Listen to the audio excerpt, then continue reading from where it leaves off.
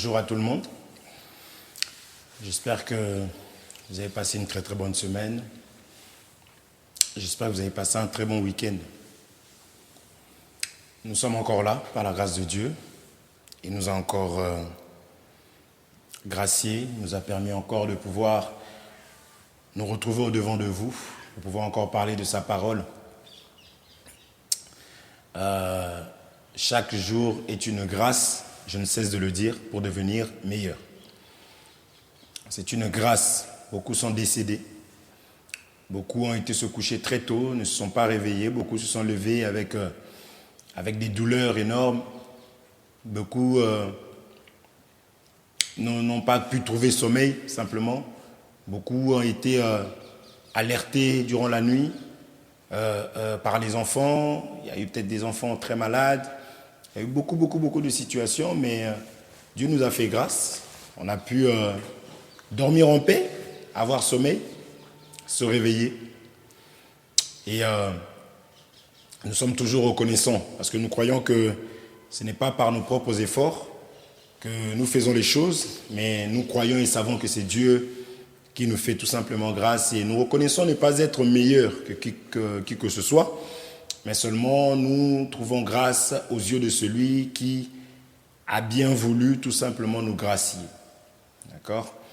Alors c'est pour cela que nous ne cessons jamais d'être reconnaissants, de bénir son saint nom, de lui rendre des excellentes actions de grâce.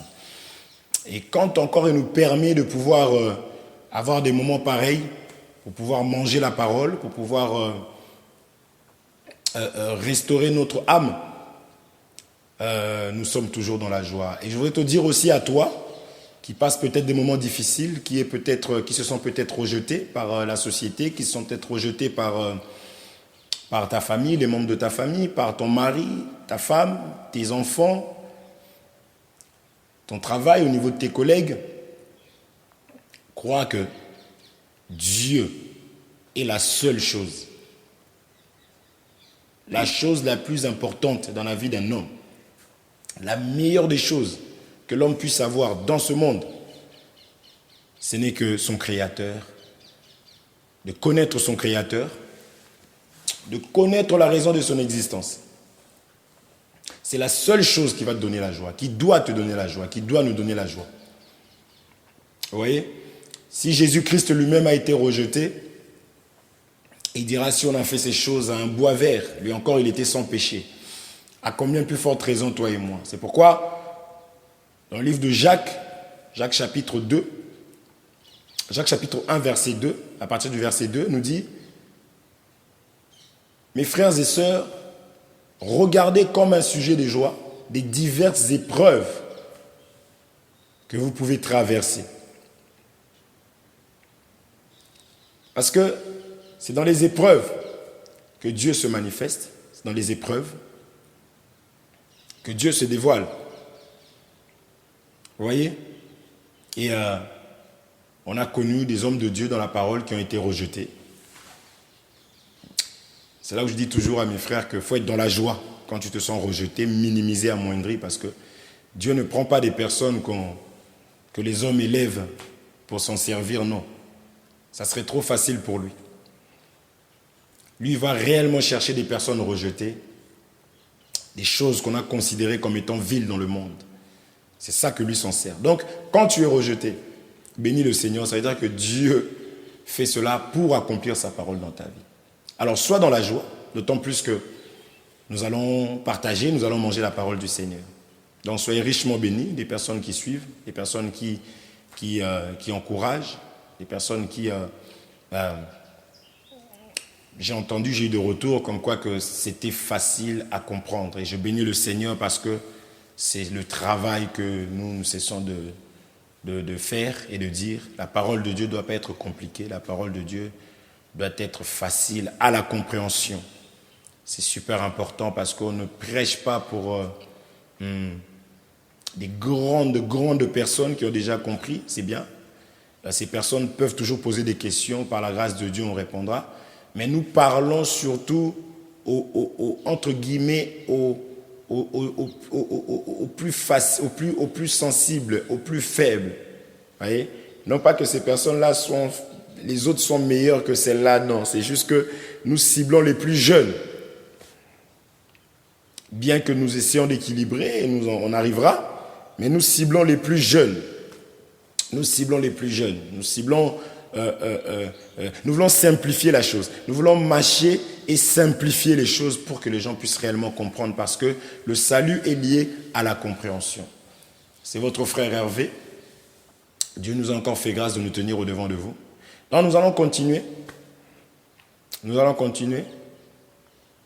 Nous allons parler de aucune condamnation. Aucune condamnation en Christ. Aucune condamnation en Christ. Quand nous sommes en train de marcher, on a pu voir un peu donc on a vu le baptême d'eau, on a vu le baptême de l'esprit. Et là, nous voulons aller toujours dans la marche, essayer d'expliquer en fait les bases de la vie chrétienne. Nous disions, ces bases-là, si on ne les a pas, ça va être compliqué de pouvoir... on n'a déjà pas des bagages nécessaires pour pouvoir continuer dans la marche, parce qu'on ne comprendra pas et on croira que Dieu a menti, tout simplement parce qu'il y a des choses qui ne nous ont pas été expliquées. Donc c'est comme cela que nous allons aller lire.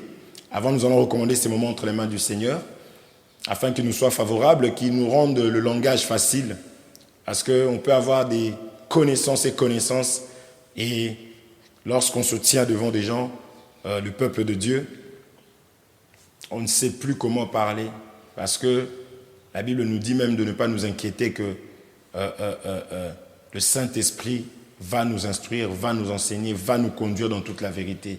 C'est comme cela que nous aimons compter sur le Saint-Esprit. C'est la raison pour laquelle nous allons prier, recommander ces moments entre les mains du Seigneur. Que le Seigneur nous soit favorable et qu'il puisse parler lui seul. Au nom de Jésus. Seigneur, je me remets à toi parce que je sais bien que sans toi, l'homme ne peut rien.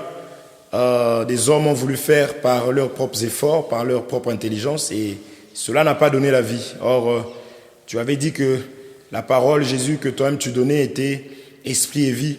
Nous voulons que l'esprit soit au contrôle, nous voulons que la vie soit communiquée. Touche mon frère, ma soeur qui écoute dans la simplicité. Toucher, c'est que la soeur, le frère décide de quitter tout simplement sa vie et de donner sa vie au Seigneur Jésus-Christ, de quitter le mensonge, de quitter l'hypocrisie, de quitter les fraudes, de quitter l'orgueil et l'arrogance, de quitter toutes les choses qui ne glorifient pas ton nom, afin de venir auprès de toi et marcher selon toi, car nous avons été appelés à manifester les vertus de Dieu. Pas notre vertu, pas notre connaissance, pas notre comportement à nous, mais le comportement de celui qui nous a appelés des ténèbres à son admirable lumière. Conduis-nous, ô Dieu, dans la paix, dans la simplicité, dans le nom puissant et glorieux de Jésus-Christ. Ainsi prié. Amen. Nous allons lire. Lisons le livre de 2 Rois, chapitre 5. À partir du premier verset. 2 Rois, chapitre 5.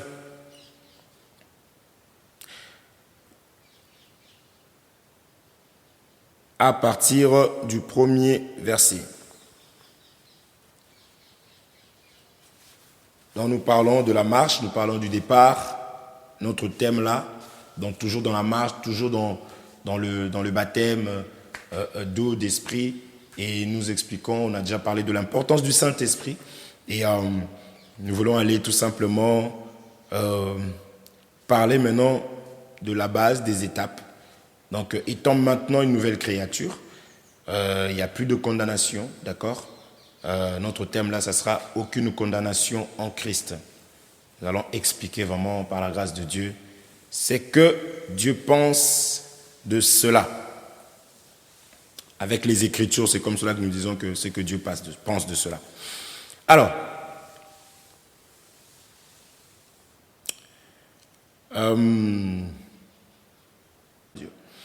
Naman, chef de l'armée du roi de Syrie, jouissait de la faveur de son maître et d'une grande considération, car c'est par lui que l'Éternel avait délivré les Syriens. Mais cet homme fort et vaillant était lépreux. Naman avait une grande considération. Naman avait était grand. C'était une grande personne. Vous voyez, une grande autorité. Ça, c'est selon les hommes. Pourquoi? Parce qu'aux yeux de Dieu, on nous dit, mais cet homme fort et vaillant était lépreux. Quand on lit quelque chose et qu'il y a un mais après, le mais vient annuler ce qui a été dit en amont. Mais cet homme fort et vaillant était lépreux. Or, les Syriens étaient sortis par troupes et ils avaient emmené captive une petite fille du pays d'Israël qui était au service de la femme de Naaman. Et elle dit à sa maîtresse, « Oh, si mon Seigneur était auprès du prophète qui est à Samarie, le prophète le guérirait de sa lèpre. » Naaman alla dire à son maître, « La jeune fille du pays d'Israël a parlé de telle et telle manière. » Et le roi de Syrie dit, « Va, rends-toi à Samarie, et j'enverrai une lettre au roi d'Israël. » Il partit, prenant avec lui 10 talents d'argent, 6000 cycles d'or et 10 vêtements de rechange. Il porta au roi d'Israël la lettre où il était dit, « Maintenant, quand cette lettre te sera parvenue, tu sauras que je t'envoie Naaman, mon serviteur, afin que tu le guérisses de sa lèpre. » Après avoir lu la lettre, le roi d'Israël déchira ses vêtements et dit, « Suis-je un Dieu pour faire mourir et pour faire vivre, qu'il s'adresse à moi afin que je guérisse un homme de sa lèpre? Sachez donc et comprenez qu'il cherche une occasion de dispute avec moi. » Lorsqu'Élisée, homme de Dieu, apprit que le roi d'Israël avait déchiré ses vêtements, il envoya dire au roi, « Pourquoi as-tu déchiré tes vêtements? Laisse-le venir à moi, et il saura qu'il y a un prophète en Israël. » Naaman vint avec ses chevaux et son char, et il s'arrêta à la porte de la maison d'Élisée. Élisée lui fit dire par un messager, « Va. » Élisée lui fit dire par un messager, « Va, et lave-toi 7 fois dans le Jourdain. Ta chair redeviendra saine, et tu seras pur. » Naaman fut irrité, et il s'en alla, en disant, « Voici, je me disais, il sortirait vers moi, il se présentera lui-même. Il invoquera le nom de l'Éternel, son Dieu. Il agitera sa main sur la place et guérira le lépreux. Les fleuves de Damas, l'Abana et le Parpar ne valent-ils pas mieux que toutes les eaux d'Israël? Ne pourrais-je pas m'y laver et devenir pur? » Et ils sont retournés et parlaient avec fureur. Mais ses serviteurs s'approchèrent pour lui parler. Et ils dirent, « Mon père, si le prophète t'ait-tu demandé quelque chose de difficile, ne l'aurais-tu pas fait? Combien plus dois-tu faire ce qu'il t'a dit? Lave-toi et tu seras pur. » Il descendit alors et se plongea 7 fois dans le Jourdain, selon la parole de l'homme de Dieu. Et sa chair redevint comme la chair d'un jeune enfant. Et il fut pur. Amen. Il se passe beaucoup de choses là-dedans. Nous sommes en train de parler de la marche d'un enfant de Dieu. Nous sommes en train d'expliquer certaines choses. Par la grâce du Seigneur, ces choses-ci, nous en parlerons certainement d'une autre manière. Nous en parlerons d'une autre manière, mais nous voulons aller prendre l'essentiel. Nous ne voulons pas nous éloigner de notre thème. Nous voulons prendre l'essentiel pour expliquer, conscientiser les enfants de Dieu. Qu'est-ce qui se passe ici?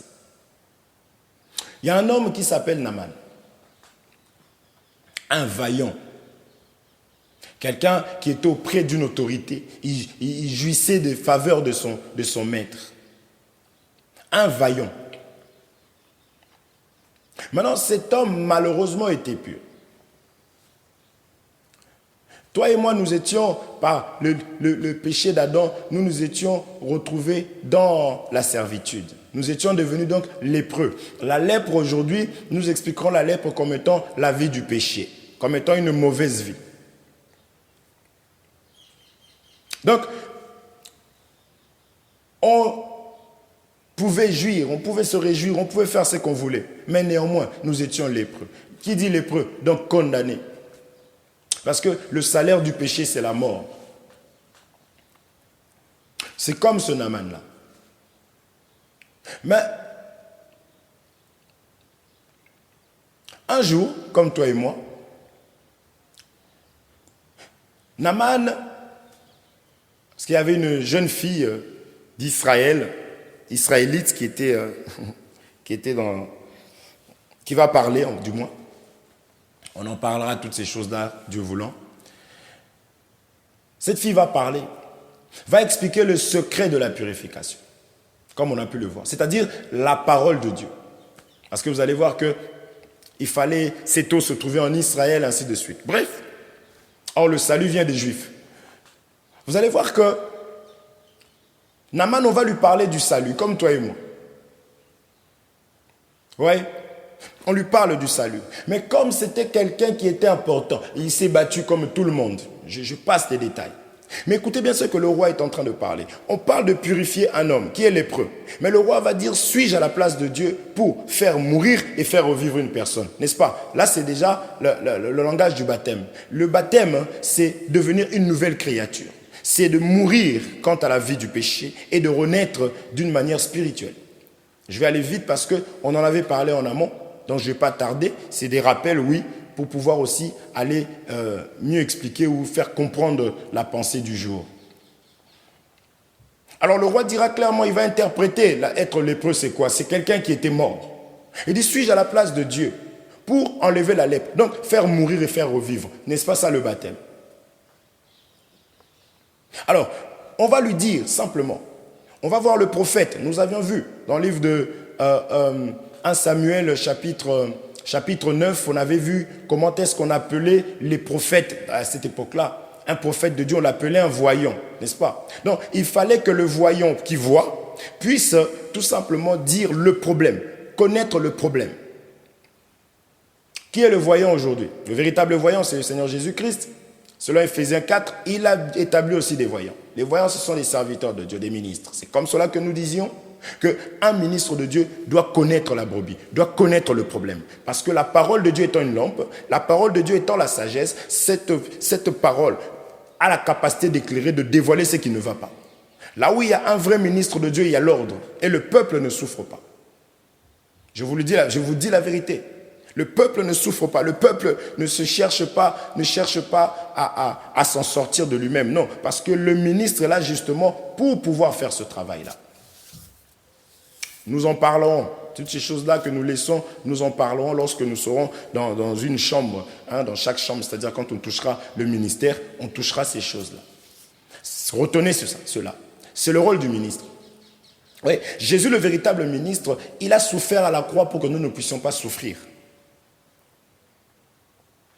Lui, il a été inquiet, il s'est inquiété pour que moi, je ne sois pas inquiet. Donc le ministre dans l'Assemblée est là pour pouvoir apporter la solution. On en avait parlé lorsqu'on a dit qu'il fallait choisir Saül, le peuple a bien dit. Un ministre, c'est aussi un roi, c'est une autorité qui est dans l'Assemblée pour pouvoir travailler pour le peuple. N'est-ce pas, trouver la solution au problème du peuple. Parce que c'est le peuple qui va dire, 1 Samuel, je crois, 8, j'avais parlé de ça, on n'avait pas lu.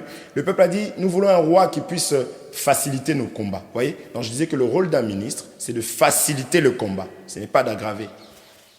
Tu ne peux pas t'approcher d'un ministre, commence à lui parler de ton problème et il te renvoie à toi-même. Ça, c'est parce qu'il n'a pas l'amour. Parce que l'amour seul travaille réellement.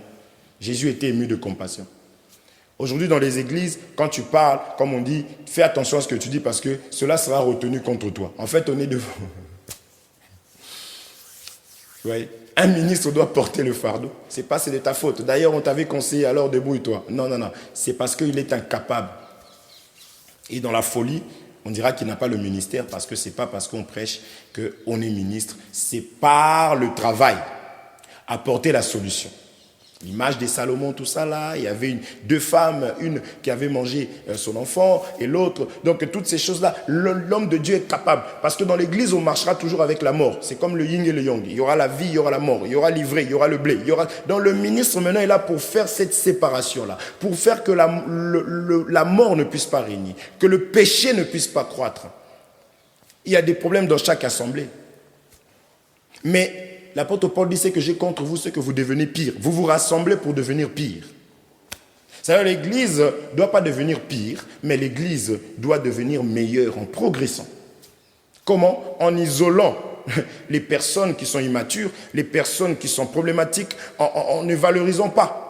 Moi, je dis un frère qui se comporte mal, toute l'église connaît, sait que ce frère-là, il parle partout, il parle beaucoup, il fait du mal. Et donc, tout le monde le sait. Et ce frère-là, vous venez louer ce frère-là parce qu'il a des versets. Vous apprenez, vous enseignez mal. Vous faites comprendre aux autres que vous pouvez faire la même chose, ce n'est pas un problème. Mais quand l'église est carrée, l'église blâme, l'église vient parler du haut de la chair, quelqu'un à qui on a repris, la personne ne comprend pas, on vient du haut de la chair, on en parle à l'assemblée, pour que le frère puisse avoir la crainte.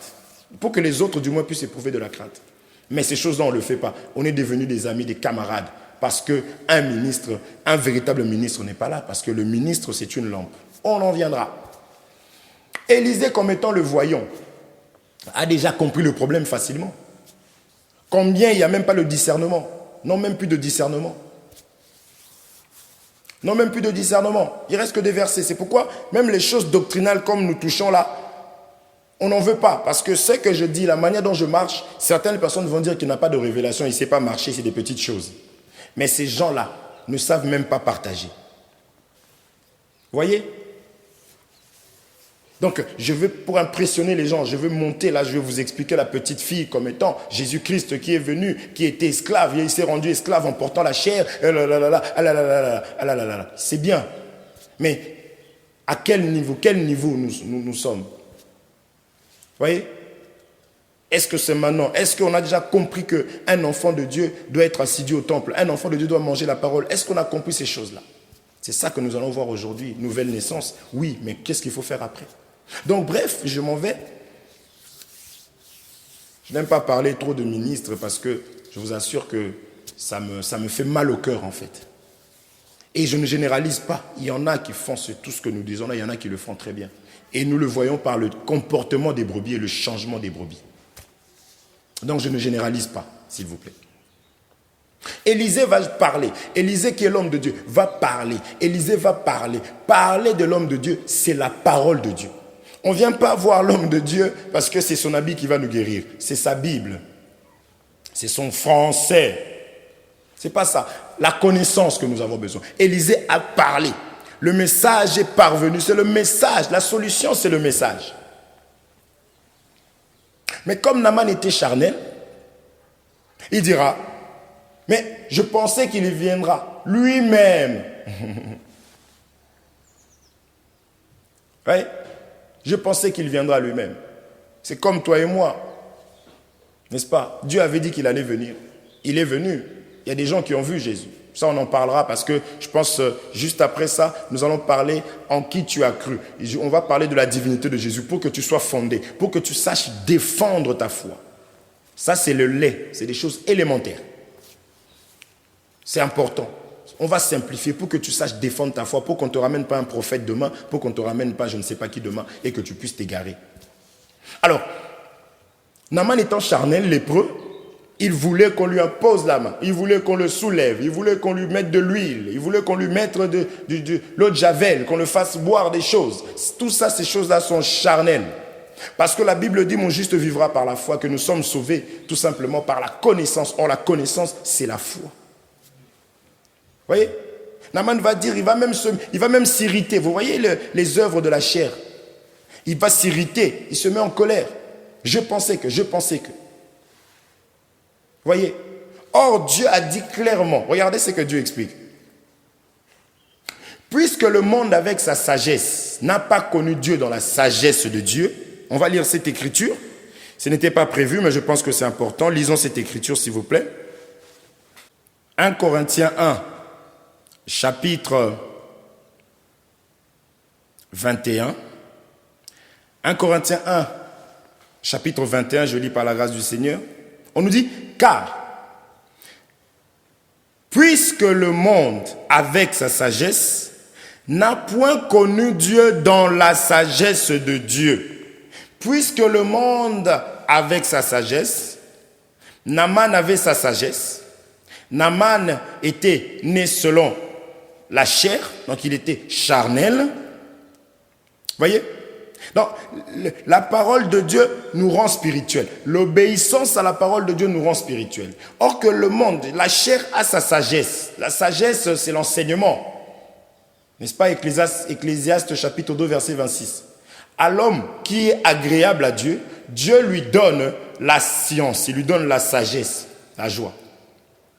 Être agréable à Dieu n'exclut pas l'obéissance ou la pratique de la parole de Dieu. Nous en parlerons, souvenez-vous de Corneille. Corneille, Dieu avait agréé. On parle qu'il était pieux. On parle qu'il était ceci. Dieu a appris ses aumônes. Attention, c'est un langage. Là, c'est Dieu dans sa préscience. Il t'agrée. Il a jugé bon de te sauver. C'est qu'il t'a agréé. Quand il parle de Pierre, de Corneille à Pierre, il parle à Corneille de Pierre, il lui dit bien, envoie des hommes chez un homme tel, qui ramène Pierre. Il parle bien en termes humains. Mais lorsqu'il parle de Pierre à Corneille, il parle de Corneille du moins à Pierre, il lui présente des animaux. Pourquoi? Parce que Corneille n'avait pas encore reçu la parole, n'était pas rendu conforme à la parole de Dieu. Vous voyez l'importance du baptême. Malgré tout ça, il dit même à Pierre, tue et mange. Ah, tue et mange, d'accord. Donc il était question du baptême. Le baptême, c'est de mourir quant à la mauvaise vie et de revenir à la vie en Jésus-Christ. Donc mourir en tant que charnel et vivre en tant que spirituel. Naître en esprit. Vous voyez? Et il dira à Pierre, c'est que moi, j'ai déclaré pur, que nul ne déclare impur. C'est pourquoi un serviteur de Dieu ne juge pas. Quels que soient les défauts qu'il peut voir, lui, son travail, c'est de tuer et de manger. Or, manger, c'est rendre agréable. Or, Dieu ne mange pas ce qui est impur, ni l'homme de Dieu, parce que Pierre, il va le dire lui-même. Bref, voyez. Donc, quand on nous dit ceci, maintenant, ici, on nous explique. Donc, Dieu, comme il avait aimé, il a tant aimé le monde, dans Jean 3,16, il a envoyé son unique fils. Ah, il nous a aimés, mais il y a un travail à faire. Si je refuse ce travail-là, il me sera impossible. C'est pour cela que la Bible dit que Dieu veut sauver tout le monde. C'est une écriture. Dieu veut sauver tout le monde. Donc, moi, je ne peux pas commencer à séparer, commencer à... je chante pour les saints. Je souhaite la paix qu'aux saints, qu'aux frères, parce qu'ils ont Jésus. Dieu veut sauver. Vous voyez? Dieu veut sauver. Donc, il faut savoir, on parlera même de l'évangélisation. Puisque le monde avec sa sagesse n'a pas connu Dieu, puisque le monde avec sa sagesse, vous voyez, dans la sagesse, je disais tout à l'heure, c'est l'enseignement, c'est la parole pure. Puisque le monde avec sa sagesse n'a pas connu Dieu, n'a point connu Dieu dans la sagesse de Dieu, vous voyez, il a plu à Dieu de sauver les croyants par la folie de la prédication. Vous voyez l'importance de la prédication. On a appelé ça comment? Il a plu à Dieu de sauver les croyants par la folie de la prédication. C'est ça le cas de Naaman. Quand Dieu appelle la prédication une folie, c'est parce que regardez Naaman. Naaman avait sa science, avait sa connaissance, avait une façon de voir les choses de Dieu. Il arrive. Seigneur, il arrive. Il dit, mais juste la parole, juste parce qu'il a parlé, mais ça va faire quoi? Ça, c'est les choses du monde. L'orgueil. Le monde a sa sagesse, la chair a sa sagesse, la chair enseigne. Excusez-moi. La chair enseigne. La chair a sa façon de voir les choses. Mon frère, les choses de Dieu ne vont jamais se marier avec ta chair. C'est très rare. Il peut arriver, mais wow, c'est rare, béni Dieu, si ça arrive, ça va, c'est rarement que ça puisse coïncider. Rarement, rarement. Difficilement. Voyez, puisque ce sont des ennemis. Donc automatiquement, quand la parole de Dieu vient, il faut que ça blesse, il faut que ta chair soit brisée, il faut que ça fasse trouble, il faut que ça trouble. Et c'est là que les gens n'aiment pas. Mais si le marabout, il vient, il te dit, fais ceci, tourne sur un pied, tu verras ceci. L'homme le fait parce que ça, c'est quelque chose qui est difficile. Alors on se dit que c'est forcément bon, parce qu'il y a un sacrifice à payer, à faire. Mais la parole de Dieu te dit simplement, celui qui croira sera baptisé, sera sauvé. Problème, le baptême. Mais qu'est-ce que ça va me faire? De l'eau. Je vais faire quoi dans l'eau? Et puis pourquoi il faut forcément l'eau soit comme ça? Mais il y a le rapport. Dieu ne regarde pas seulement. Ça, c'est la chair. C'est ce que nous avions lu par rapport à Naaman. Et Dieu appelle ça la sagesse du monde. La parole de Dieu est une folie. Comment? On envoie un message. L'homme de Dieu, Élisée, envoie le message. Il dit qu'il aille seulement se jeter 7 fois dans telle eau, avec précision. Et lui dit, mais je pensais qu'il allait venir. Il s'est irrité, il était en colère. La colère n'est pas les vertus de Dieu. Il s'est mis en colère, mais lui ça va, il n'était pas baptisé. Il s'est mis en colère, il a commencé à parler. Il dit, mais il y a l'eau de tel qui est là. Il y a telle eau qui est là. Je peux aller me laver, je serai pur. Vous voyez, il se bat. La parole de Dieu vient pour séparer. Jésus étant une épée, il est venu pour séparer des choses. C'est ça même le baptême. C'est ça même le rôle de la parole, je disais la fois dernière. Lorsqu'un homme de Dieu prêche, la parole doit troubler les gens. Vous voyez, la parole ne doit pas te réjouir au point, comme je dis toujours, tu lèves les chaises, tu cries. Mais quand on regarde ta vie, on voit que, mais cette parole-là, d'ailleurs, vous allez voir que ce n'est que des bonbons, c'est-à-dire des révélations seulement. De ceci, la révélation, elle est bonne. Mais un homme de Dieu a la sagesse, comme Salomon, de discerner quel type de terre j'ai au-devant de moi et qu'est-ce que ce peuple a réellement besoin. Qu'est-ce que je dois semer dans la vie de ce peuple. Le ministre n'est pas là pour faire plaisir au peuple. Alors je disais que Naaman était en train de se battre dedans de lui-même. C'était un combat, c'est une lutte, frère. Il dit, il y a les eaux là, il faut voir ça comme étant l'image aussi d'une église, des églises. Il y a telle assemblée. Il y a déjà, d'ailleurs, il y a 1000 personnes, 1000 fidèles. Le grand homme de Dieu tel n'appelle pas grand ce que Dieu n'appelle pas grand. Il faut comprendre le langage de Dieu. Naaman nous dit qu'il était vaillant. Pour Naaman, lui, il était même bien, quelque part. Il a fallu que la parole vienne le conscientiser, cette petite fille. Et après, il y a des processus, c'est ce que je disais, baptême, oui, mais comment? Église, oui, mais quoi qui est prêché dedans? Toi, tu peux aller dans une boulangerie et demander du pain qu'on te dise ici, il n'y a pas du pain. Tu peux aller dans une boucherie, demander de la viande qu'on te dise on ne vend pas de viande. Il y a des églises comme ça, il n'y a pas la parole. Vous voyez, cette écriture que nous venons de lire dans le livre de 1 Corinthiens, chapitre 1, verset 21, n'est-ce pas, c'est ce qui se fait dans les assemblées aujourd'hui. Ils se sont dit non, respectez la parole de Dieu. Non, nous sommes à tel siècle. Dieu a évolué. Ils ont pris des choses qui ne sont pas bibliques. Ils ont introduit. Pourquoi? Parce que pour eux, c'est une folie que Dieu puisse enseigner et sauver que par sa parole. Des personnes au lieu d'enseigner la parole. On a lu, puisque le monde avec sa sagesse n'a pas connu Dieu dans la sagesse de Dieu, il a plu à Dieu de sauver les croyants. Les croyants, par la folie de la prédication, prêchent la parole de Dieu. Les gens seront sauvés, les esprits vont partir. Mais aujourd'hui, on a mis ça de côté, on a mis la parole de côté. Ça commence par, tu seras ceci, tu seras apôtre. Dieu me parle, tu es un grand homme. Et les gens aiment ça, la chair aime ça. Les gens sont contents. Depuis qu'on t'a dit que tu seras grand, t'en es à où? Dis-moi un peu. Dieu me parle, tu es ceci. Sois en paix, sois en paix. Je peux aussi le dire en enseignant la parole du Seigneur, ça te donne une paix que le monde ne peut donner. On a pris le monde, on a ramené, on a écrit église, mais c'est le monde dedans. Oui.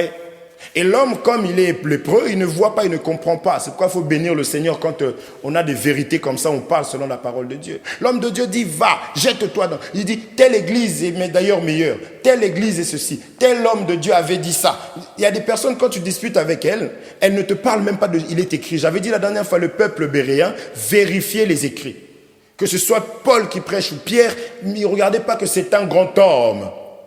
Vous croyez que les hommes, supportez mon langage, On peut le comparer avec ces Paul-là, les gens qui ont fait des grandes choses. L'ombre pouvait guérir de la personne, de l'homme de Dieu guérissait. On prend le mouchoir, mais ce n'est pas eux qui ont dit mettez un mouchoir, allez guérir. C'était la foi de ces personnes-là. Donc ne viens pas avec un mouchoir aujourd'hui. Tu vois avec un mouchoir, prenez, allez, non. Ils n'ont jamais dit ça eux-mêmes. C'est des hommes, ils ont compris qui ils étaient avec ce qu'ils faisaient. Ils ont dit non, non, non, non, non, un mouchoir peut. Et ça s'est fait selon leur foi, selon leur truc. Pardon, leur foi. Vous voyez, les gens aujourd'hui, ils ont pris des vestes eux-mêmes. Ils prennent la veste, ils commencent à taper sur les gens. Et ces choses-là, regardez bien, ça a été fait une fois. Ce n'était pas un système établi. Lui, il arrive avec sa veste, il a ramené ça chez le marabout, il a tout fait là-bas, et il vient avec sa veste. Tout le temps, il vient, il fait tomber des gens. Et les gens sont contents, ils tombent, ils se relèvent, ils tombent, ils se relèvent, et puis ils rentrent chez eux, la vie continue, les mêmes péchés, les mêmes blocages, et ils reviennent demain, ils retombent. Et non. Vous voyez? Donc les gens ont fait ça parce que c'est une folie la prédication. Pour eux, c'est une folie. Prêcher seulement Jésus. Présenter Jésus-Christ. Jésus-Christ va les sauver. Ah non, moi je ne pense pas. Non, je pense qu'il faut qu'on introduise un peu des choses. Dans les églises, on met des choses. Et quand tu demandes c'est écrit où? Oui, il faut savoir que non, c'est écrit où? Parce qu'on parle de ce peuple béréen qui vérifiait les Écritures, peu importe l'homme qui leur parlait. Ils regardaient si ce qu'on leur disait était exact. On a loué ce peuple-là. Voyez. Donc ça ne suffit pas. C'est une folie la prédication. Or, c'est pour qui? C'est pour les lépreux. Pour les lépreux, comme ils ont leur science, c'est une folie. Bref, il va se mettre en colère, il dira telle église est meilleure, ceci et ceci, d'ailleurs. Et pendant qu'il partait, c'est pour cela qu'il est important d'être bien entouré. Il était bien entouré d'Aman. On lui a dit, mais si l'homme de Dieu t'avait demandé quelque chose de difficile, ne l'aurais-tu pas fait? La parole de Dieu n'est pas difficile dans cet angle-là, comprenez? La parole de Dieu n'est pas difficile. Pratique seulement, tu verras. Mais ça te dépasse, que ce soit trop vrai. C'est comme il y a des gens comme ça. Tellement qu'il s'est résolu dans sa tête qu'il sera triste toute sa vie, qu'il ne sera pas béni. Quand il y a une bénédiction qui arrive, la personne n'arrive pas à saisir parce qu'elle se dit je ne mérite pas, c'est pas possible, c'est pas vrai. À moi ça arrive ça? Non, c'est pas. Il y a des gens comme ça. La parole arrive, accepte. Tu as peur pourquoi? Essaye. Bref, Naaman, on va le conseiller par des bien-aimés et il va aller dans l'eau, Seigneur. Il va obéir à la parole. On lui a dit 7 fois, il a fait 7 fois. La parole de Dieu, il faut obéir. Il ne faut pas décortiquer. Dans les choses de Dieu, quand on enlève, ce n'est plus de Dieu. Quand on ajoute, ce n'est plus de Dieu. Il faut la prendre telle qu'elle est. C'est là où on a beaucoup de dégâts aujourd'hui. Il faut la prendre telle qu'elle est. Il l'a fait. J'aime beaucoup. À la fin, on nous dit que sa peau est devenue saine, comme la peau d'un petit enfant. Ah, gloire au Seigneur. C'est là la nouvelle naissance. Je tiens à dire ceci. Attention. Ici, ces choses ici, c'est l'ombre. On avait bien vu que le baptême d'eau, parce qu'on a vu le baptême d'eau ici, mais comprenez. Le baptême d'eau ne purifie pas, mais c'est l'engagement. Naaman devait s'engager, ça montre l'obéissance à la parole de Dieu. Il faut faire très attention avec ça. Le baptême d'eau, c'est l'obéissance. C'est manifester que j'ai cru, j'ai accepté. Attention avec ça. Corneille, il était là. Pendant que Pierre lui parlait, là je suis dans Actes chapitre 10, on ne va pas le lire. Pendant que Pierre parlait, il a écouté. Le Saint-Esprit est descendu, même Pierre lui-même était surpris sur eux. Et Pierre ne va pas dire, bon c'est bon. Ou bien Corneille, comme il avait rencontré Dieu, parce que Dieu lui avait parlé, l'ange de Dieu lui avait parlé, de dire, bon c'est bon Seigneur, tu m'as parlé, c'est suffisant, je pense que je suis apôtre, je m'en vais, je vais prêcher. Ou bien c'est bon, je suis enfant de Dieu, c'est fini, je m'arrête à là. Non, il a obéi maintenant à la voix qui devait le sauver. Il a envoyé des hommes qui sont allés, ces hommes sont revenus, ils ont commencé à parler, Pierre parlait, le Saint-Esprit est descendu. Quelqu'un qui reçoit déjà le Saint-Esprit comme toi et moi, je pense qu'on dira c'est fini, qu'est-ce que je vais aller faire dans le baptême d'eau?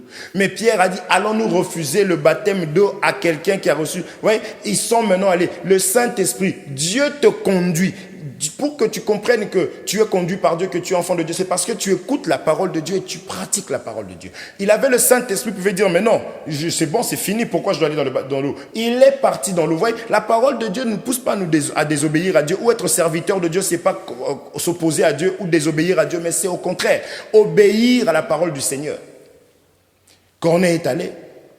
Mais je disais, attention, le baptême d'eau ne purifie pas. Ici, quand on dit Naaman, sa peau est devenue comme la peau d'un petit enfant, c'est en réalité le travail maintenant. Donc, dans la révélation, dans la perfection, cette personne devient enfant de Dieu. Celui qui est né de nouveau, celui qui a pris le baptême, il faut croire que tu es un enfant de Dieu. Maintenant, il y a un travail pour que tu deviennes. Tu es devenu maintenant comme un enfant dans l'obéissance. Tu dois écouter qu'on t'explique les choses. Je disais, dans la chair, quand on était né, on n'a pas commencé à courir. Vous voyez? Il y avait des choses à donner. C'est ça que nous allons voir. Nous allons voir ça. Quand on est né, on est bébé, charnellement, lisons cette écriture. Lisons cette écriture. Lisons cette écriture. Je suis dans Jean chapitre 4, verset 1er. Je lis. Jean chapitre 3, je m'excuse. Jean chapitre 3. Jean chapitre 3. À partir du premier verset, regardez. Mais il eut un homme d'entre les pharisiens nommé Nicodème, un chef des Juifs, qui vint, lui, auprès de Jésus de nuit, et lui dit, Rabbi, nous savons que tu es un docteur venu de Dieu, car personne ne peut faire ces miracles que tu fais si Dieu n'est avec lui. Nicodème étant docteur de la loi, Nicodème était aussi docteur. Donc, on a deux ministres, qui est Jésus-Christ, là. Et, parce que Nicodème lui-même lui dit, tu es un docteur. Vous voyez? Donc, on a deux docteurs. Mais sauf qu'on a un docteur charnel, on a un docteur spirituel. Jésus étant spirituel, Nicodème étant charnel. C'est-à-dire qu'ils avaient deux manières de comprendre les choses de Dieu.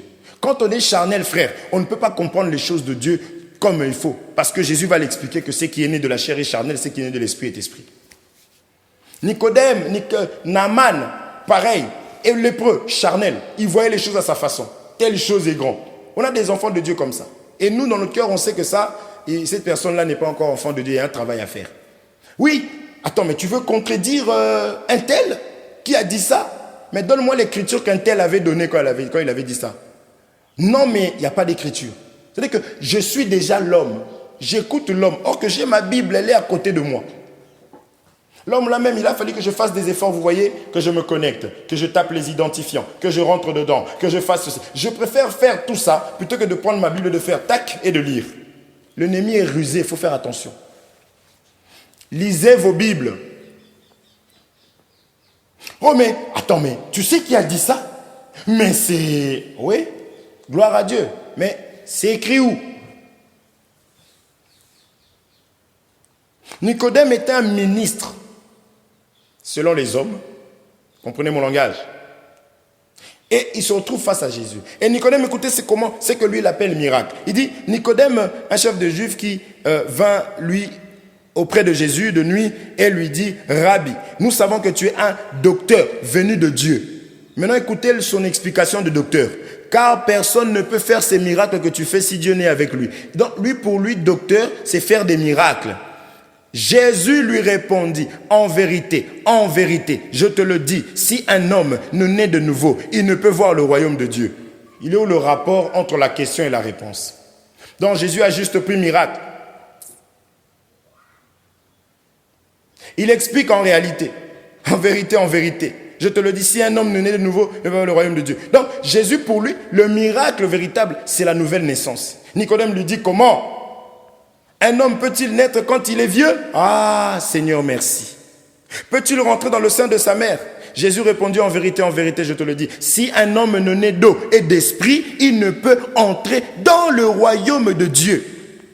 Ce qui est né de la chair est chair, ce qui est né de l'esprit est esprit. Ne t'étonne pas que je te dis, il faut que vous naissiez de nouveau, vous. Toi aussi dedans. Mais docteur, mes frères et sœurs, il y a des ministres comme ça, qui sont ministres, qu'on a établis par des hommes, des eunuques établis par des hommes ou par eux-mêmes. Il y a des personnes comme ça. C'est pourquoi quand tu as appris quelque chose, tu t'approches de quelqu'un, considère la personne en tant que chef du peuple, considère la personne en tant que ministre, mais ne te limite pas.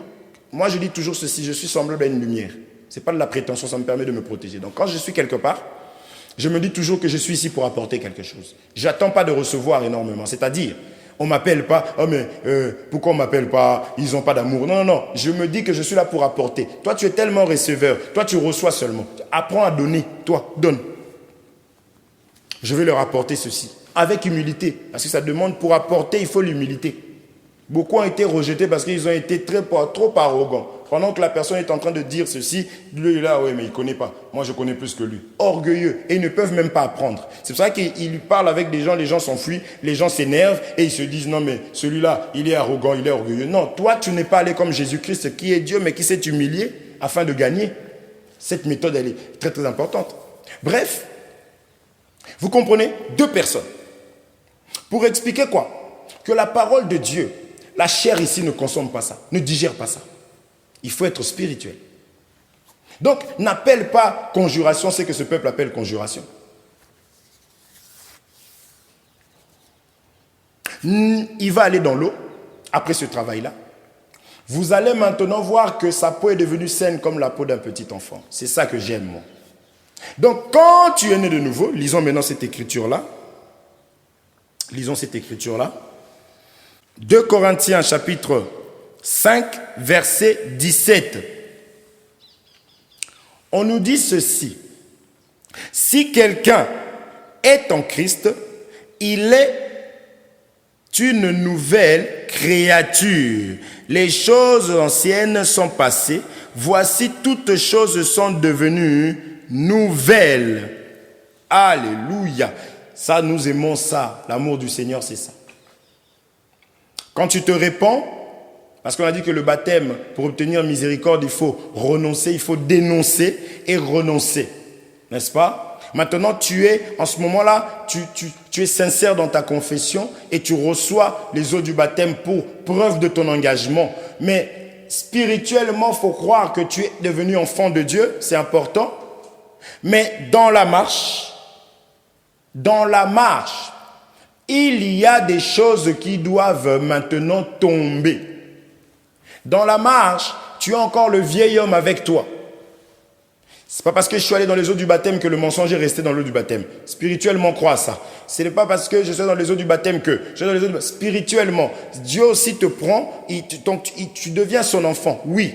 Il t'accorde le baptême du Saint-Esprit, oui. J'avais dit la fois dernière, le baptême, on avait expliqué ça. Allez voir dans les vidéos précédentes. Donc, on a expliqué c'est quoi le baptême du Saint-Esprit. Mais néanmoins, tu commences maintenant ton expérience avec Dieu. Tu deviens un enfant. Regardez qu'est-ce qui se passe avec des enfants. Lisons cette écriture avant. Donc, toutes choses sont devenues nouvelles, oui. Crois à ça, c'est vrai. Mais seulement, tu es devenu un bébé. C'est pourquoi on a vu que Naaman, sa peau était devenue saine, comme la peau d'un bébé. Réfléchissons maintenant un peu. Un bébé. Est-ce qu'un bébé a la capacité de pouvoir se sauver? Non. Un bébé ne prendra pas la nourriture et manger tout seul. Non. Un bébé ne sera pas... Tu es un bébé. Lisons Romains chapitre 1. Nous aimons donner les Écritures, j'espère que ça ne fera pas trop pour toi. C'est mieux de parler avec les Écritures. C'est mieux de parler avec les Écritures, je vous assure. Romains chapitre 1, verset 20. On nous dit ceci. En effet, les perfections invisibles de Dieu, sa puissance éternelle. Les perfections invisibles de Dieu, sa puissance éternelle et sa divinité se voient comme à l'œil depuis la création du monde, quand on les considère dans ses ouvrages. Ils sont donc inexcusables. Non, c'est-à-dire que, qu'est-ce que Dieu veut dire par là? Quand tu vois l'arbre, si tu peux voir que l'arbre existe, tu sais que l'eau existe, comprends alors qu'il y a quelqu'un qui a créé ces choses. Comprends et accepte, reconnais que Dieu existe. C'est ça qu'on essaie de nous dire. Alors, je prends ça en termes d'enfant, parce que l'Écriture nous dit que la chair est venue premièrement pour expliquer le spirituel. C'est-à-dire que quand tu vois un enfant physique comme ça, de la même manière qu'un enfant physique, on fait pour un enfant, de la même manière qu'on fait pour un enfant, de cette même façon, on doit faire pour un enfant né spirituellement. Qu'est-ce que je veux dire par là? Si tu es ministre, sache savoir si tu es devant les enfants ou devant des adultes. Les gens qui viennent de naître, on ne peut pas les laisser dans la nature. J'avais expliqué ça, je crois, la fois dernière. Le manque d'amour. Même le monde ici, quand tu as un enfant, un nouveau-né, tout le monde s'en occupe. Il y a des vaccins, il y a un carnet de vaccins. Il y a beaucoup de choses à faire pour un nouveau-né. On ne peut pas laisser, même quand on laisse, les gens ont mis des caméras dans la chambre de l'enfant, dans le berceau. On met la caméra. Ils sont au salon, ils regardent la télé. Mais il y a un écran à côté pour surveiller l'enfant. Parce qu'un nouveau-né est incapable de faire quoi que ce soit par lui-même. C'est exactement ce que nous voyons.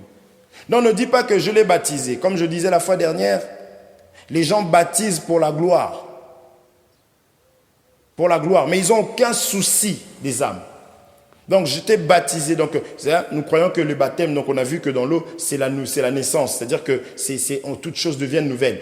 Tu baptises, tu sors la personne de la maternité, du ventre de sa mère, et tu déposes le bébé à côté. C'est ce que beaucoup font. Ils t'ont jeté dans l'eau, tu sors de l'eau. Allez, depuis ce jour-là, fais ta vie. Vis. Tout seul. On ne te nourrit pas. Il n'y a pas d'encadrement. On ne te donne pas le lait. Je disais, le lait, un enfant de Dieu qui vient de naître. Frère, un enfant, un bébé, quand il vient de naître, l'enfant boit du lait. D'ailleurs, quand à peine il vient au monde, l'enfant crie.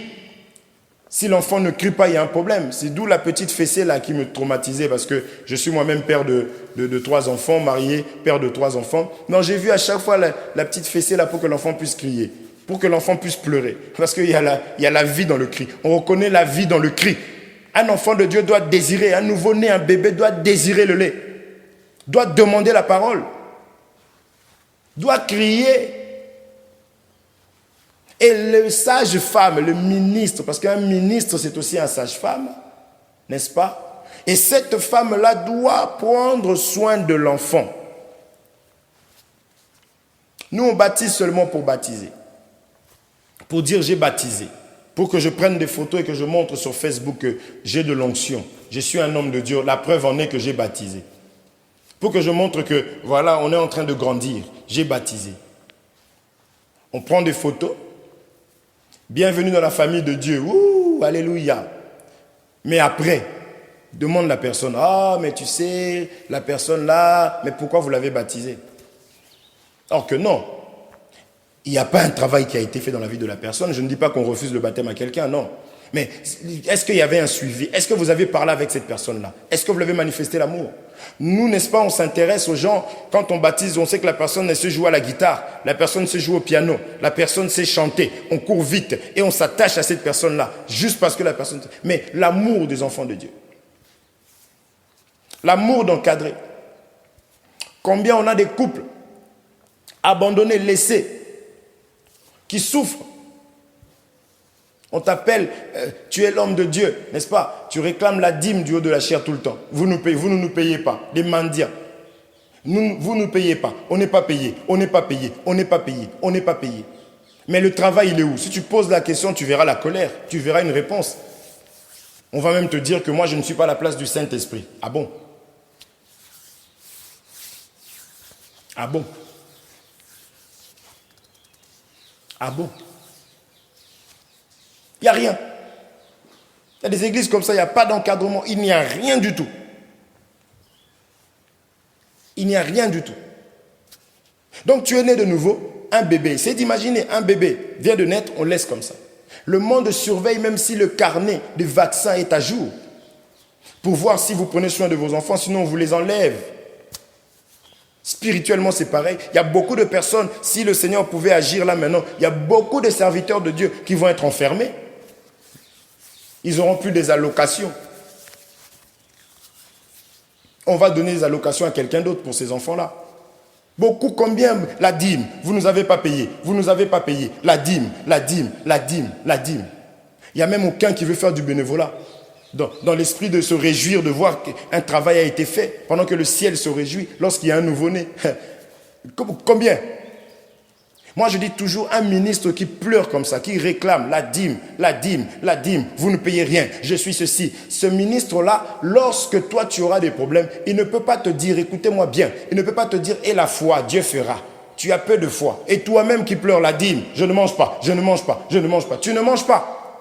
Mais est-ce que vraiment tu travailles? Parce que moi je crois que quand on est dans l'œuvre de Dieu, on fait l'œuvre de Dieu nous bénit. Ce n'est même pas les hommes, c'est Dieu qui nous bénit en utilisant les hommes. Dieu durcit le cœur des gens parce qu'il voit que tu fais rien, tu n'es même pas là pour eux. On arrivera. On t'appelle, ils sont en train de se battre là-bas, à minuit, on t'appelle, ou à 2 heures, tu commences déjà à te fâcher. Vous vous comportez comme des bébés, vous dérangez là. Que Dieu vous fasse grâce, calmez-vous. Tu raccroches, tu ronfles, ministre. Et on ne me paye pas. Combien de ministres ne connaissent pas la maison de leurs âmes? Où ces gens habitent? Ils ont fait 1 année à l'église. Ils n'ont jamais mis les pieds à la maison. 1 année même encore, j'ai été gentil. J'ai laissé un peu de marge. Combien? Surtout si le frère est au chômage. Oh là là. On va aller faire quoi là-bas? Il n'y a rien, il ne va rien nous donner celui-là. Combien? Il n'y a pas d'amour. Les âmes sont là, vous ne connaissez même pas les noms des... Vous voyez, et puis quand on te voit dimanche à l'église, bien-aimé, shalom, bien-aimé, des hypocrites. Et quand on ne te voit pas à l'église, on se fâche, on t'attend. Ce n'est pas qu'il t'appelle, il n'a pas le temps, il n'a pas d'amour pour ça. Il attend dimanche et il te voit. Mais mon frère, je ne t'ai pas vu. Tu ne l'as pas vu dimanche, lundi est passé, mardi est passé, mercredi est passé, jeudi est passé, vendredi est passé, samedi est passé et dimanche. Bien-aimé, je ne t'ai pas vu dimanche dernier, pendant que le frère souffrait là-bas, la sœur souffrait là-bas. Toi, tu mangeais au McDonald's et la sœur, le frère n'avait même pas une saucisse. Écoute le pire, hein. Oui, mais il faut parler. Si tu ne parles pas, l'Écriture nous dit, approche-toi. Approche-toi. Le pire, c'est que quand la personne voit, après avoir vu ce que vous prêchez, ce que vous faites, en contradiction, en combat, la personne décide de partir. C'est un problème. Oh, mais toi, tu es l'homme de Dieu. Toi, tu as de l'âge, toi. Tu ne peux pas faire ça. Tu as de l'âge. Tu as de l'âge. Tu ne sais même pas où est-ce que j'habite.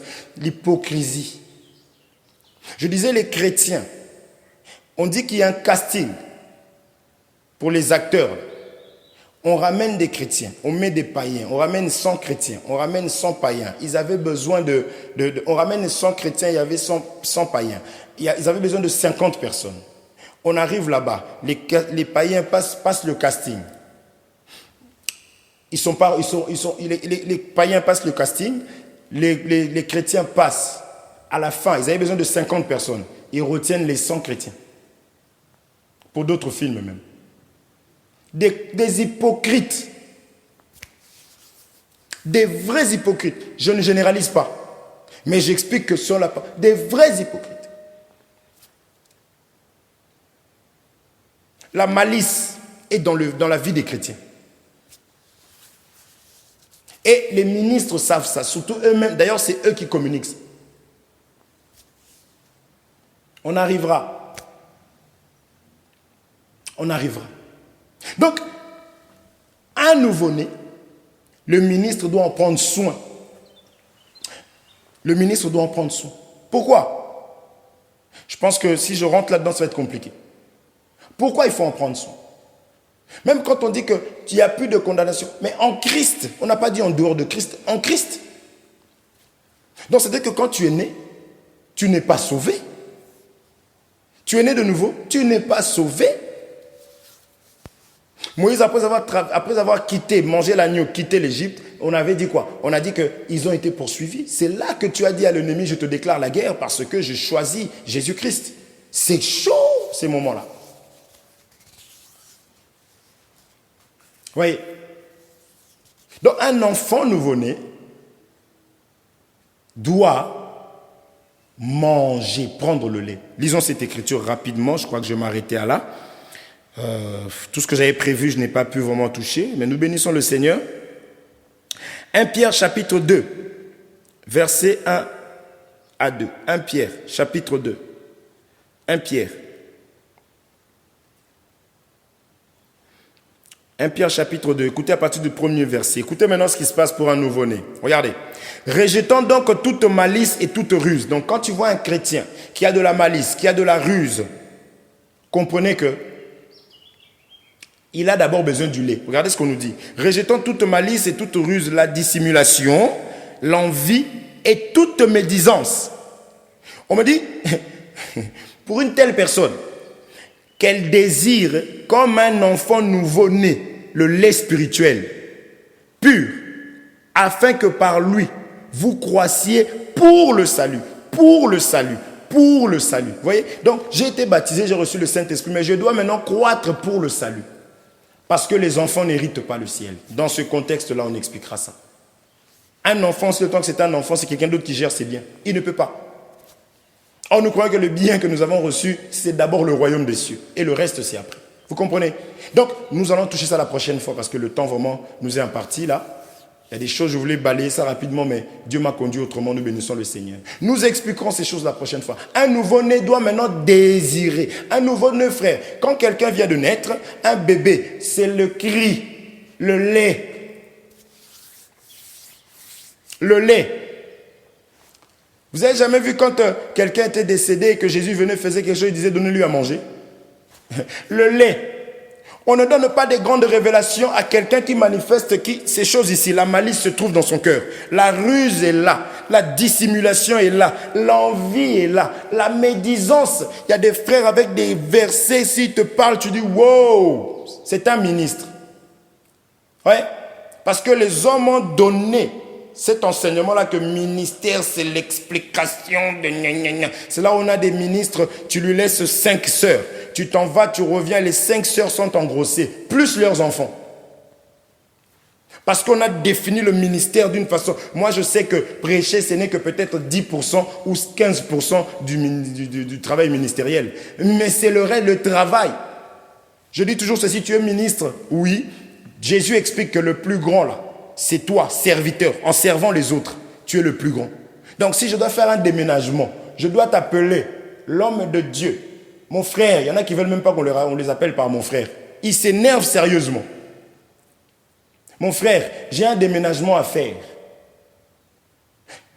Tu peux venir m'aider? Tu vas avoir la réponse. Il va te dire, bon, ça ment en plus comme pas possible. Ministre, des bébés spirituels. Déjà il s'énerve dans son cœur, mais si, écoute, tu m'appelles pour venir t'aider pour le déménagement. Mais appelle le frère tel. Tu as appelé frère tel? Oui. Il est ministre. Ça, c'est le ministre du monde. Ça, c'est un ministre comme Nicodème. Les gens appellent Nicodème ministre, docteur, mais Jésus le regarde, il voit qu'il n'est même pas encore né. Il y a des personnes comme ça. Pour lui, il faut appeler les autres frères. Le déménagement. Appelle le serviteur de Dieu, il n'a pas le droit de refuser. Oui. Nous, on a des frères ici, des bien-aimés. Frères, j'ai besoin de ceci. Oui, on y va, on va le faire. Ouais, je dois monter le rideau, on y va. Je passe, on planifie ça, samedi prochain. Vous voyez, il n'y a pas ça. D'autres qui prêchent les 2000 coudées. Que Dieu nous fasse grâce. Pendant que Jésus, on vient pour l'arrêter, il a fallu que Judas puisse lui faire un bisou pour qu'on puisse connaître qui est Jésus. Il était confondu dans la masse. Donc il faisait les choses comme les autres, j'ai envie de te dire. Oui. Il faisait les choses comme les autres. Mais ma dîme, la dîme, vous ne payez pas. Vous serez maudit, vous. Mais c'est toi qui es en train d'être maudit parce que tu ne fais pas ton travail. Quelqu'un qui est d'ailleurs cupide. Et que la personne là, elle est dans ton hôpital, hein, supposons, hein, tu n'arrives pas à soigner une telle personne. On va dire quoi? C'est l'hôpital qui est incapable. On ne va pas dire que c'est le frère. Oui, il y en a quand ils se tiennent. Il y a des frères ici, ils sont impolis, mais tu es incapable et travaille pour que l'impolitesse parte. Je crois que Dieu va t'envoyer les gens qui sont faits. C'est pourquoi on va piquer on n'évangélise plus. On va piquer. Le frère tel, il t'appelle, oui, ici ça ne va pas. Ah, ce n'est pas un serviteur, quitte. Viens. On ne peut pas évangéliser, il n'y a pas de nouvelles personnes, il n'y a pas de travail. On s'installe, système bien comme il faut, on commence à critiquer, on devient des amis, celui-là est pour tel, celui-là est pour tel. Si Dieu ne t'ouvre pas les yeux, hein, Oui. Ce n'est pas ça, frère. Ouais. Bien-aimé, beaucoup d'hypocrisie et de semblant dedans. Bien-aimé, bien-aimé c'est quoi? Moi, j'appelle pas tout le monde bien-aimé, supportez-moi. Comprenez du moins ce que je veux dire. Je t'appelle frère par courtoisie. Il y a des gens que j'appelle frère par courtoisie que je dois gagner. Un frère, c'est quoi? Voyez. Que Dieu nous aide. Un nouveau-né, oui, tu es nouveau-né, mais tu n'es pas sauvé. Nous l'avons lu. Nous l'avons lu, je reprends. Désirez comme des enfants nouveau-nés le lait spirituel et pur, afin que par lui vous croissiez pour le salut. Croître pour le salut.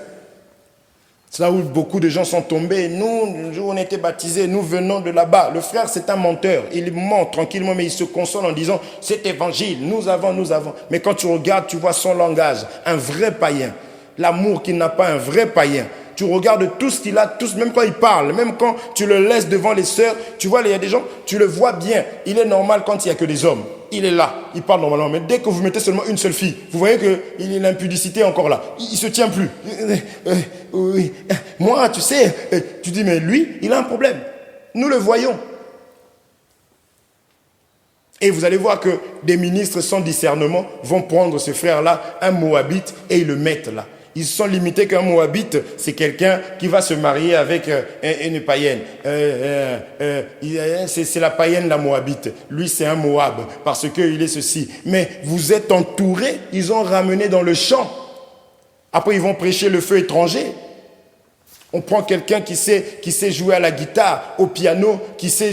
Allez, viens, joue dans l'œuvre de Dieu. Frère.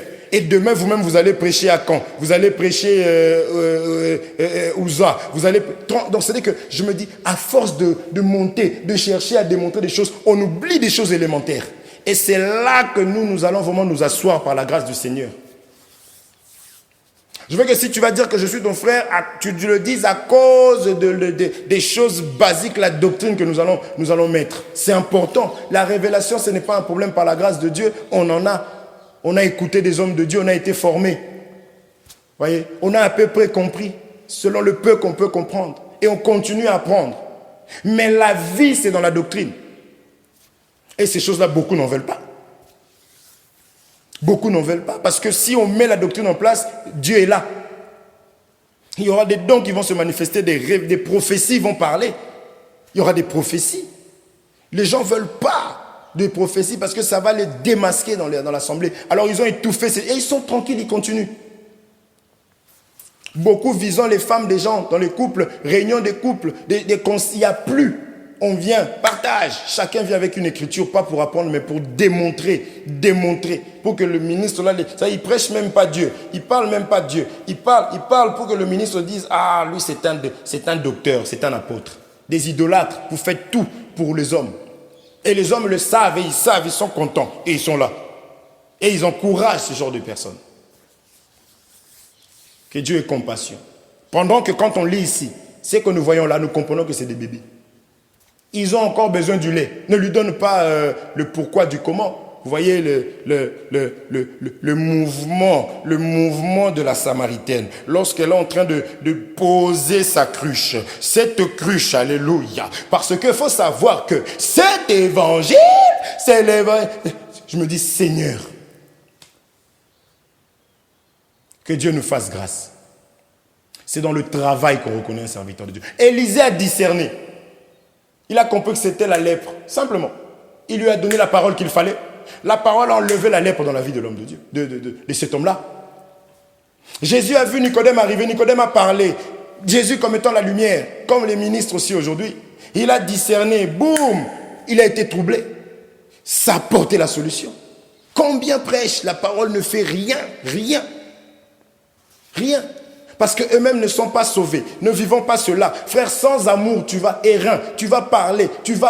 Les gens vont écouter. Les gens vont crier. Les gens vont faire la hola. Mais il n'y aura pas la vie. Et quand tu vois ça, tu dois pleurer. Parce que le véritable berger, lorsqu'il venait et qu'il voyait les personnes qui étaient là, comme des brebis sans berger, il était ému de compassion. Je ne comprends pas. Je me pose beaucoup de questions aujourd'hui. Je me pose beaucoup de questions. Et reconnaissant le mal, quand tu leur dis qu'il y a un mal ici. Ah non, c'est bon, je ne peux rien faire. C'est ministre tel, c'est ministre tel. Et l'autre aussi va dire, tu vois, c'est l'autre. L'autre aussi, oui, mais tu es ministre, toi tu ne peux pas voir la mort là, travaille toi. C'est l'autre, mais toi tu ne peux pas travailler. En tout cas, que Dieu nous bénisse, qu'il nous fasse grâce. On va parler maintenant de cette écriture qu'on a lue en dernière position là, que né de nouveau, étant né de nouveau, il faut désirer quelque chose, il faut désirer le lait. Vous voyez? Un bébé doit grandir, doit prendre du lait. Or, le lait, nous savons que c'est la parole. Vous voyez? Vous allez aller dans un pays où coule le lait et le miel. Vous voyez? Paul lui dit, je vous ai donné du lait. Lisons cette écriture avant de finir. Lisons cette écriture que nous allons reprendre la fois prochaine, parce que c'est important. 1 Corinthiens chapitre 3, verset 2. Regardez. 1 Corinthiens chapitre 3, verset 2. 1 Corinthiens chapitre 3, verset 2. Rapidement. Je vous ai donné du lait, non de la nourriture solide, car vous ne pouviez pas la supporter. Oh Jésus. Il dit, Seigneur, et vous ne le pouvez pas, même à présent, parce que vous êtes encore charnel. Il y a des personnes qui étaient nées, qui étaient baptisées. Mais un ministre sait discerner. Il connaît même le message donné. Aujourd'hui, tu verras quelqu'un occupé. Pendant 2 ans, moi, je me pose beaucoup de questions, Seigneur. Où est la diversité? Vous êtes à 4, vous êtes à 5 dans l'assemblée. Mais toi, tu tiens la chair pendant, Seigneur, moi, je vais m'arrêter au bout de 2 mois. J'en ai encore, mais je m'arrête, je dis, frère, allez-y. Parce qu'il faut que ce peuple-là puisse digérer. Mon Dieu, je me dis, c'est moi qui ai un problème ou je ne comprends pas. Pareil pour le chantre, la même personne qui entonne. On ne s'est même pas formé. On dit que je vais vivre là éternellement, je ne mourrai pas. La personne reste là. Elle chante, elle entonne. Après, elle donne les offrandes, elle donne des gens. Et elle dit, les gens n'évoluent pas. Or qu'il se sent quelqu'un quand lui chante comme ça 5 chansons parce que les gens acclament, ils croient qu'on acclame lui. Quand il prêche comme ça pendant, il croit c'est là qu'il croit qu'il existe. Pas de formation. Pas de formation, rien. Je préside, je prêche. Je me pose beaucoup de questions, Seigneur. Beaucoup de questions. Un véritable ministre ici, il a discerné. Il n'est pas venu pour leur démontrer qu'il est quelqu'un. Il a discerné. Il a vu, il a dit, je vous ai donné du lait. Parce qu'il est question de sauver des gens. Il n'est pas question que les gens crient. Il n'est pas question que les gens puissent m'adorer moi, m'aimer moi. Il est question de donner du lait. Il a vu que c'était des enfants. Le ministre a la sagesse pour discerner comme Salomon. C'est ça que les gens prêchent, la sagesse de Salomon. Il discerne, il voit que c'est des enfants. Il donne ce qu'il faut à ces enfants-là. Jésus. Paul lui dit, je vous ai donné du lait. Nicodème comme étant ministre. Jésus-Christ comme étant ministre. Nicodème comme étant ministre d'une manière charnelle. Jésus le regarde et dit, il y a ça. Élie entend seulement, ok, la parole, tel message, ça vient transformer. En tout cas, que Dieu vous bénisse. Nous parlerons la prochaine fois. Nous allons introduire. Toutes choses sont devenues nouvelles, oui. Aucune condamnation, oui. Mais il faut qu'il y ait la nourriture. Parce que celui que tu as lâché là, il est là, il rôde comme un lion rugissant. Alors comment se protéger? Comment se préserver? Combien sont nés de nouveau, mais il n'y a rien qui a changé. Les mêmes colères se manifestent. La même jalousie, l'hypocrisie. Pourquoi? Le lait spirituel n'a pas été donné. Et on a dit un lait pur. Nous toucherons tout ça parce qu'il y a aussi plusieurs laits. Vous voyez? Il y a un lait pur. Parce que l'ennemi aussi enseigne. Nous verrons ça. En tout cas, que Dieu vous bénisse. C'est votre frère Hervé. On se dit à très bientôt par la grâce du Seigneur. N'hésitez pas à vous abonner afin de recevoir des notifications, de recevoir à chaque fois que nous aurons quelque chose à faire, parce que nous allons prévoir beaucoup de choses sur cette chaîne-là. Nous allons, donc c'est LV TV, d'accord? Donc la vie TV, tout simplement. La vie, c'est la parole en Jésus-Christ. Nous nous basons sur cette écriture de Jean chapitre 8, verset 32, que c'est la connaissance qui a franchi, c'est la vérité qui a franchi. C'est pourquoi nous parlons de la vérité. Priez aussi pour nous parce qu'il y a énormément de combats, beaucoup de combats nous le sentons, nous le voyons. Alors priez pour nous que Dieu puisse nous garder et qu'il nous donne toujours la facilité et qu'il nous donne toujours l'humilité de se tenir humblement devant vous parce que nous ne sommes absolument rien. Et il y a des personnes qui sont aussi en formation, ne vous inquiétez pas, il n'y aura pas que moi, il y a des personnes qui sont en formation. Dieu voulant, vous allez les entendre aussi, qui vont parler de la part du Seigneur avec ce que Dieu leur donnera. Parce que nous ne pouvons pas monopoliser, nous ne pouvons pas nous montrer, nous rendre importants. Nous savons qu'il y a des personnes qui sont capables. Selon leur niveau, je vous dirai aussi, il y a peut-être des personnes qui commencent, donc vous allez voir peut-être certaines erreurs et ainsi de suite, mais c'est en forgeant qu'on devient forgeron. Donc nous allons les laisser parler après les avoir écoutés, après avoir parlé avec eux. En tout cas, que Dieu vous soit favorable, que Dieu vous bénisse. C'est votre frère Hervé. On se dit à très bientôt. Prenez soin de vous.